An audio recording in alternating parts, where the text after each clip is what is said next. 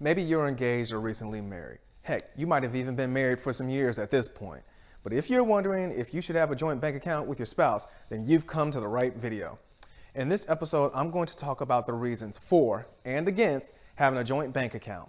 And towards the end, I'm going to tell you the one thing to do to help you make your decision. Let's get to it, shall we? Jared here, back with another episode of Minding My Money Mondays, a common sense talk about money matters. So when might you not want to have a joint account with your spouse? Well, the most obvious reason is when you don't trust your spouse. If you're leery about the trustworthiness of your spouse, it might be best to keep your finances separate. But of course, that then begs the question, why'd you get married to begin with? Next reason, when you haven't aligned your financial goals or have different spending habits. Let's take my family for example. I'm a vegetarian and my wife, she likes to eat meat. My wife, she's a meat and potatoes kind of gal. And me, I'm a fruit and just water type of guy. So why should my financial contribution to the household go to something that I can't even eat? I mean, come on, for the price of like 1/2 duck, I could get like 50 oranges. But to keep the peace in the house and minimize on conflict, we just simply maintain separate bank accounts and buy groceries separately. The next reason is particularly aimed at the ladies, when you want to maintain a safety net independent of your spouse. Statistics show us that 50% of marriages do end in divorce, and women often tend to get the bad end of the stick when it happens. So having a safety net is a good idea. Now, I'm not saying that you necessarily need to hide it or be shady or not even tell your spouse. My wife has her own savings account. I know about it, but it's her money. But the point is that it's okay to have your own backup emergency fund or safety net. Now, lastly, when you have premarital or inherited assets. Premarital assets are those that you had before a marriage. So let's say that you had a sizable amount of money that came from before you were married, or you had inherited assets, like a great aunt or uncle left you a lot of money. Well, those assets, you want them to be protected, and the laws actually do protect premarital assets. Now, there are some things that come into play if you live in a community property state in which they consider all the property that you own community property. But generally speaking, there's separate assets and then there's marital assets. And you want to sometimes keep those separate assets separate. So now that we've talked about why you may not want to have a joint account, let's talk about the best reasons to have a joint account.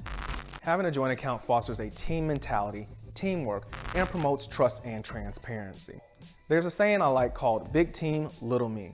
You may have seen shirts or images where team is really, really big and the word me is really, really small. It basically means that the goals of the team are always bigger than those of the individual players. And what this is really saying is that teamwork helps you to get to your goals faster and promotes communication. Picture this petty car with 2 steering wheels trying to get to a destination. Which makes it easier to control and drive? When each steering wheel controls their own tire, or when the tires are controlled by one steering wheel that turns them in the same direction at the same time. Next, having a joint account gives you a complete picture of your income and expenses and aids in planning. When you can see everything in one place and know all the inflows and all the outflows, it makes it so much easier for you all to manage your money. On top of that, having a joint account makes managing your money convenient, and it allows your spouse to help one another, where one can move money and they can pay bills and things like that. If I'm on a trip and I forget to pay a bill, my wife has access to the account and she can just go ahead and make sure that those things happen. Hey, teamwork. Furthermore, helping one another gives you a sense of accomplishment. Deep down, all of us like to receive accolades and compliments. So if I can help my spouse move forward to the goals that we've created, hey, that's just simply going to make me feel better. The last reason to have a joint account is that it makes the transfer of assets easier in the event your spouse dies.